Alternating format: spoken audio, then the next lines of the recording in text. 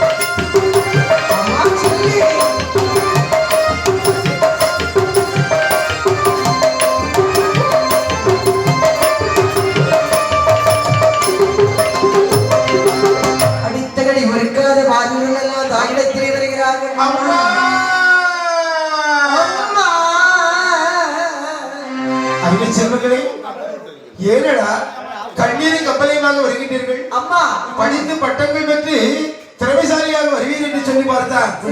கண்ணிலிருந்து கண்ணீரா சொட்ட சொட்டதுக்கு என்ன நடந்ததம்மா? வாத்தியார் சொன்ன பாடத்தை படித்தோம், அதற்காக நாங்களும் அவருக்கு ஏற்றவாறு படித்தோம். சரி, வாத்தியார் இப்போது எங்களை என்ன சொல்லி அடித்தார் தெரியுமா? என்ன சொன்னார்? அப்பரிலா வட்டி என்ன வாத்தியார் அடித்தார் அம்மா. எங்களுக்கு அப்பா யார் அம்மா? சொல்லிக் கொடுத்த குருநாதனை நீனே இப்படி நம்முடைய பிள்ளைகளை அவமானப்படுத்தலாகவா? முறையா இது? இருந்தாலும் நினைக்கிறார் அடுத்தவன் நம்முடைய பிள்ளைகளை துன்புறுத்தினாலும் நம்ம பிள்ளைகளை பாதுகாக்கணும். அருமை செல்வங்களே, உங்களுக்கு தகப்பனார் உண்டு, விதிவசத்தினால் அவர் காலமாகினார். இப்பொழுது எல்லோருக்கும் தந்தையாக இருக்கின்றார் அல்லவா? அந்த ஆண்டவன் சிவபெருமானா உங்கள் எல்லோருக்கும் தந்தை. உண்மைதானப்பா? அப்படியே ஆகட்டும். ஆதிவரவன் அப்பனாக இருந்தாரானால் அவரை வேண்டியவத்தை செய்து அதிகவரம் வாங்க வேண்டும் அம்மா. தாயிடத்தில் விடை வாங்கினார்கள். வாழ்வெங்க வருகிறார் உலகையில் யானதிலே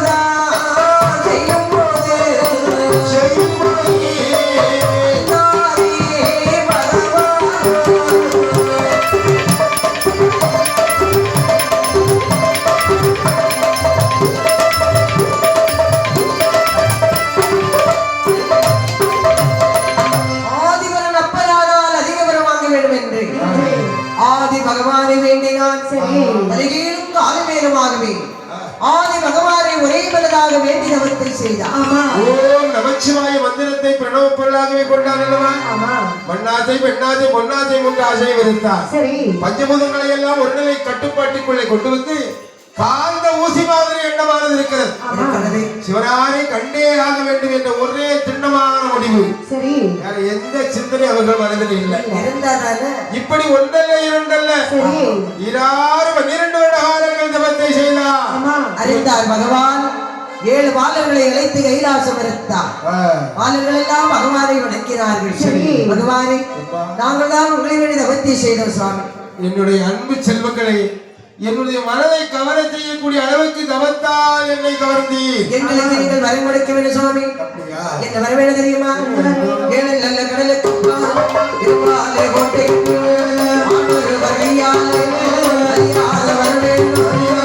அசுரன் மட்டும் போனா, அசுரன் மட்டும் போனா, கோடி வைக்க வேண்டும். அசுரன் மட்டும் போனா, அசுரன் மட்டும் போனா, அறுக்க முளைக்க வேண்டும். என்னோட படைகள் எல்லாம் ஆதி வர வேண்டும். அல்குடையை தான் கொடுத்தான். பகியந்த வாழலாம், பகியந்த வாழலாம்.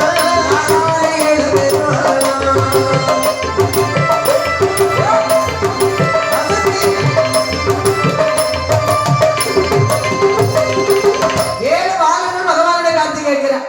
சுவாமி, 7 கடலுக்கப்பால் இரும்பாலை கோட்டை போட்டு ஆளொருவர் அழியாமல் அரசாட்சி செய்ய வேண்டும். ஒரு அசுரன் பட்டு போனார், 9 அசுரன் பிறக்க வேண்டும். தந்தேன் அந்த வரத்தை ஒரு துளி உதிரத்திலே 9 கோடி பிறக்க வேண்டும். தந்தேன் அப்பா. கால் போலா கால் வேண்டும், தலை போலா தலை வேண்டும். அறுக்க அறுக்க முளைக்க வேண்டும். வாங்கிக்கப்பா. எல்லா பிரமும் கொடுத்தீர்களா சுவாமி? மட்டுமல்ல, எதிர்த்தவன் பலத்திலே இருந்து பகுதி பலம் எங்களுக்கு தர வேண்டும்.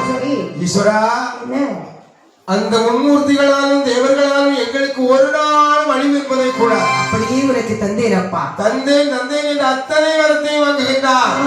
அறுக்க அறுக்க தலை நடுக்கக்கூடிய வரத்தை வாங்கினானே இந்த தாருண அசுரன். 7 பாலர்கள் வரத்தை வாங்கினார்கள். பகவானே, என்ன ஏறி செல்வதற்கு எங்களுக்கு ஒரு ரதம் வேண்டும். இனிமே நடந்து போக முடியாது. இருக்கிறதப்பா உனக்கு. அப்படிதான் என்ன போது 7 பேர் ரதத்திலே ஏறி வந்தார்கள். ஆகாச ரதமேறி அசுரரெல்லாம்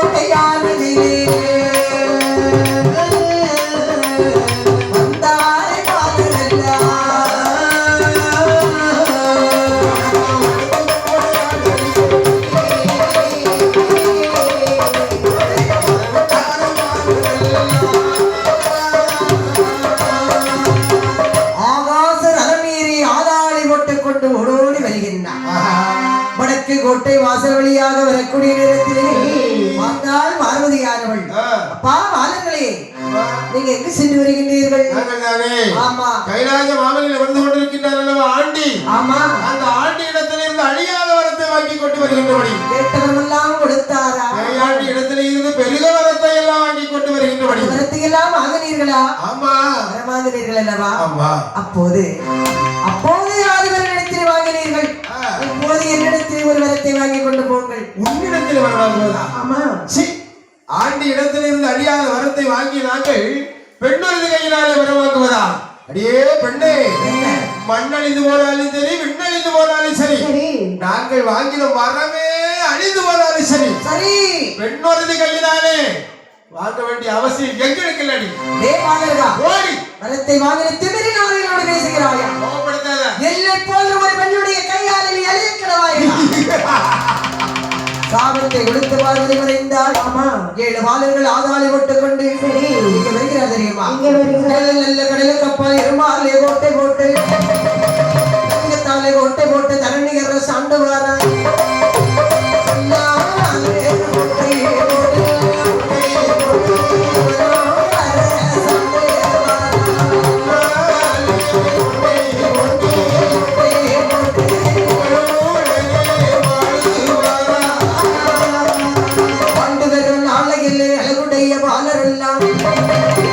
பார்வதி என்று பரமனுடன் பெயர் சொல்லி